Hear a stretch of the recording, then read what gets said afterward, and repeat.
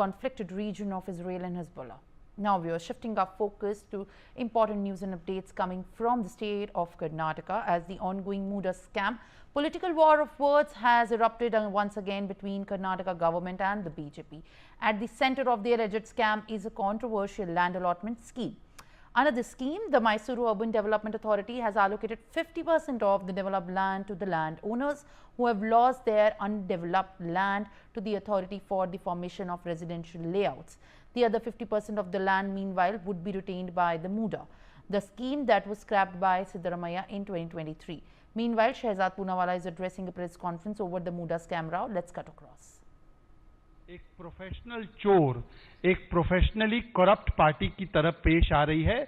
मतलब पहले भ्रष्टाचार करती है और फिर भ्रष्टाचार की जब जांच की आंच उसके पास पहुंचने लगती है तो जैसे एक चोर अपने आप को पुलिस से बचाता है, सीबीआई से बचाता है, एजेंसी से बचाता है, वैसे कांग्रेस पार्टी अपने आप को सीबीआई से बचाने के लिए अब सीबीआई के पास से जो जनरल कंसेंट होता है वही कर्नाटका से विड्रॉ करने का काम उसने किया है।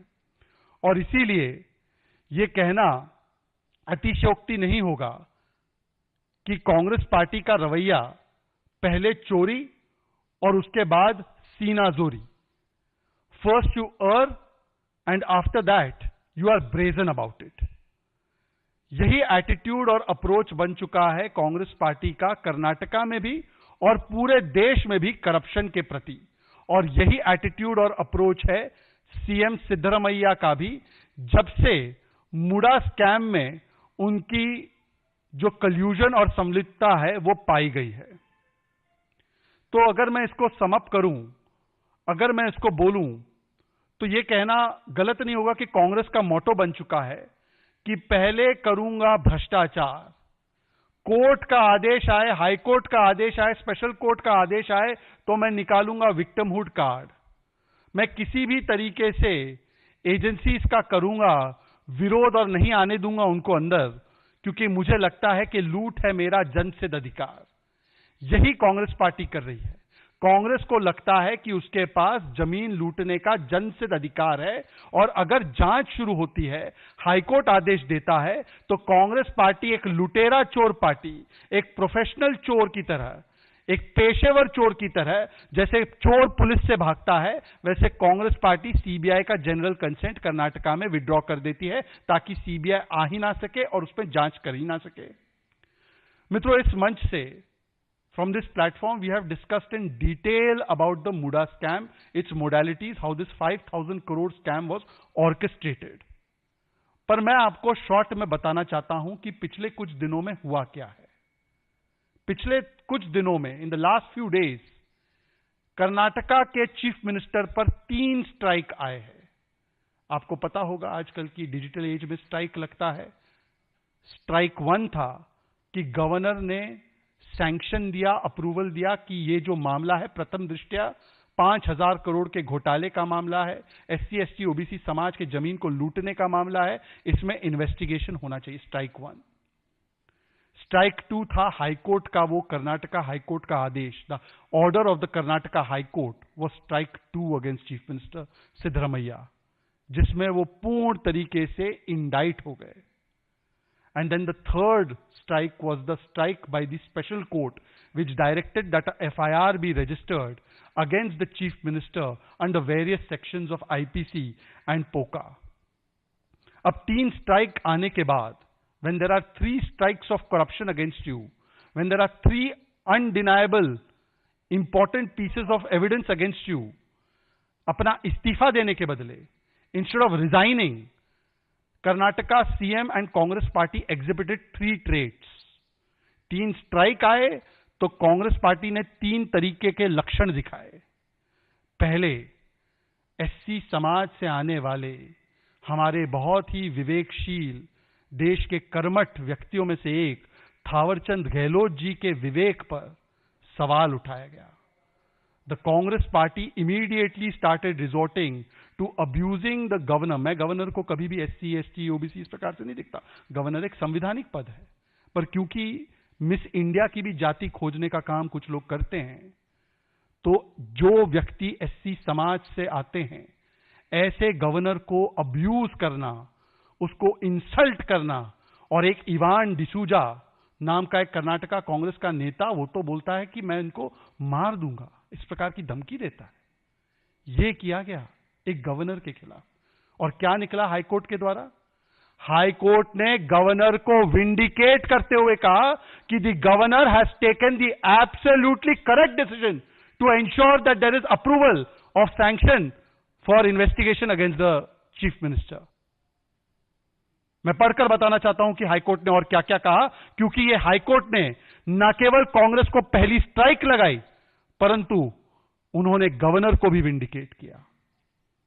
उन्होंने कहा, पैरा 53 में मैं पढ़ रहा हूं हाईकोर्ट का order, that for the reason that if the petitioner was not in the seat of power, अगर चीफ मिनिस्टर नहीं होते, मुख्यमंत्री नहीं होते सिद्धरामैया, वो हेल्म ऑफ अफेयर्स पे नहीं होते, तो इस प्रकार का बेनिफिट उनके फैमिली को नहीं मिलता। फिर उसके आगे कहते हैं high court, merely because the wife of the petitioner has indulged in these acts, legal or illegal, the petitioner cannot be said to be completely ignorant of what is happening in the life of his wife, and therefore it prima facie depicts stretching of the arms of undue influence, note the words, undue influence, and portrays abuse of power of the seat of the chief minister or any other petitioner, post held by the petitioner. मतलब सीधे सीधे कहा जा रहा है that the chief minister abused the power and misused his influence. फिर high court कहता है, the petitioner CM is undoubtedly behind the smoke screen of every benefit that has flown to the wife of the petitioner. The benefit is to the family prima facie due to the power of the petitioner. साफ साफ high court ने कहा कि because the chief minister is in position of power, वो क्योंकि सत्ता की गद्दी पर बैठे हैं, आसीन हैं, इसीलिए इतना बड़ा मुनाफा उनके परिवार और परिवारजनों को मिला है। Not a single instance is shown, आगे हाईकोर्ट कहता है, where a person who has relinquished land in Kesargram has been granted compensatory land in upscale area of Mysore city. मतलब कि यह फायदा भी जो पहुंचाया गया है केवल अपने परिवारजनों को। कांग्रेस जमीन से जुड़ी हुई पार्टी है और जमीन का फायदा केवल अपने दामाद और बीवी को पहुंचाती है, दामाद बीवी को ही लाभ पहुंचाती है। इसीलिए यहां पर भी कहा गया है कि किसी एससी समाज के व्यक्ति को, किसी गरीब व्यक्ति को इसका फायदा नहीं मिला, केवल जो सिद्धरामैया जी की धर्मपत्नी है, परिवारजन है, उनको फायदा मिला। और आखिरी में हाईकोर्ट कहता है, finally the high court says, how and why the rule was bent in the favor of the family of the chief minister is required to be investigated. If this does not require investigation, I fail to understand what else can merit investigation. ये आने के बाद Congress party का response होता है कि governor के विवेक पर आज भी वो सवाल खड़े कर रहे हैं। कांग्रेस पार्टी का सेकंड रिस्पॉन्स, जो कल आपने देखा होगा, एक मीडिया के कर्मचारी माइक लेकर जाते हैं सवाल पूछने के लिए कि sir what is your response, high court has said this, special court has said this, क्या रिस्पॉन्स है आपका, आप इस्तीफा देंगे?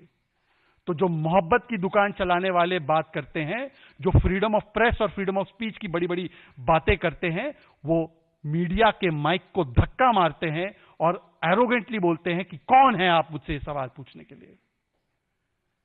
इसका मतलब साफ है कि कांग्रेस पार्टी मोहब्बत की दुकान नहीं, कांग्रेस पार्टी भ्रष्टाचार के भाईजान और मीडिया को धमकी की दुकान और एससी समाज के गवर्नर का अपमान करने की दुकान है। यह सेकंड रिस्पॉन्स था, मीडिया के माइक को धक्का मारना, मीडिया को गालियां देना, मीडिया को साइलेंस करना। और जो अब कल हमने थर्ड रिस्पॉन्स देखा है कांग्रेस पार्टी का, जो एक प्रोफेशनल लुटेरा या प्रोफेशनल चोर करता है, एक प्रोफेशनल लुटेरे की तरह कांग्रेस पार्टी ने सीधे सीधे, जैसे चोर पुलिस से बचने के लिए छुप जाता है, वैसे सीबीआई के लिए ही जनरल कंसेंट विड्रॉ कर दिया है। This action of the Karnataka Congress government depicts a guilty mind in itself. The very action of trying to evade the CBI, to avoid the CBI, क्योंकि आपकी सरकार तो मई 2023 में बनी, आज आपको समझ में आया सीबीआई इज एक्टिंग विंडिक्टिवली। आज सितंबर 2024 में आपको समझ में आया कि CBI is not acting according to the law, जब हाईकोर्ट का इतना स्टिंगिंग इंडाइटमेंट आपके खिलाफ आया। और इसीलिए मैं कुछ सवाल आज पूछना चाहता हूं कांग्रेस पार्टी से। 6-7 सवाल है। Question number 1 to Congress party, Rahul Gandhi and to all the worthies. If there is nothing to hide in the Muda scam, why don't you step down, Mr. Chief Minister, allow for a free and fair probe, allow for a free and fair investigation, and why is it that at this late stage you have withdrawn the CBI consent? When your government was formed in May 2023, then today why you have woken up and why you have done the withdrawal of consent?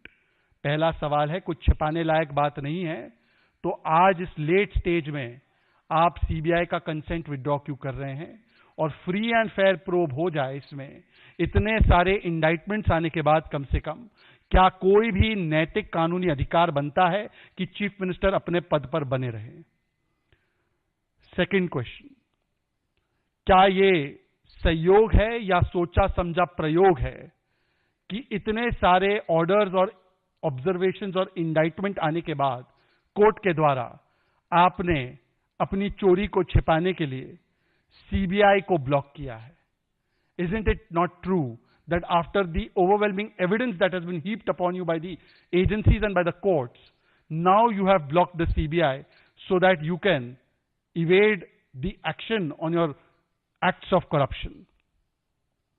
एक उदाहरण यह भी है कि जब मोदी जी स्वयं CM थे तो उन पे ना जाने कितने सारे केसेस, कितने सारी एजेंसीज अनलीश कर दी गई थी, पर कभी भी गुजरात सरकार ने उस समय की या मोदी जी ने इस प्रकार का रवैया नहीं अपनाया था। इनफैक्ट वो मुख्यमंत्री होते हुए हर इन्वेस्टिगेशन में किस प्रकार से साथ देते थे, समर्थन देते थे। और यही टेस्ट होता है, यही डिफरेंस होता है एक ईमानदार और नैतिक व्यक्ति में और उस व्यक्ति में जो मान लेता है, स्वीकार लेता है कि चोर की दाढ़ी में तिनका जरूर है। तीसरा सवाल, राहुल गांधी जी, आप संविधान की बड़ी बातें करते हैं, आप संविधान और समाज के सम्मान की बड़ी बातें करते हैं। क्या गवर्नर को, खास करके थावरचंद गहलोत जैसे एक अति वरिष्ठ गवर्नर को जिस प्रकार से गालियां और धमकी दी गई, इसके ऊपर कांग्रेस पार्टी का क्या स्टैंड है और कांग्रेस पार्टी ने क्या कार्रवाइयां की? चौथी बात, आज क्या स्पष्ट नहीं हो चुका है कि कांग्रेस पार्टी मोहब्बत की दुकान नहीं बल्कि भ्रष्टाचार के भाईजान बन चुके हैं कर्नाटका में? क्योंकि कर्नाटका में केवल ये मुडा स्कैम नहीं, अब तो मुडा स्कैम 5000% कंफर्म हो चुका है। पर मुडा स्कैम के अलावा वाल्मीकि स्कैम में भी एसटी समाज का पैसा लूटा गया, लैम्बोर्गिनी गाड़ी खरीदी गई, शराब खरीदी गई, चुनाव में वो पैसा इस्तेमाल किया गया, एक व्यक्ति की आत्महत्या भी हुई, मंत्री का नाम भी सामने आया, और बेशर्मी से कांग्रेस पार्टी कहती है स्कैम तो हुआ है जी, पर 180 करोड़ का नहीं हुआ है, केवल 90 करोड़ का स्कैम है। All right, viewers, that was all the news of the nation and the world. While we continue to track all the stories very closely, till then stay with us.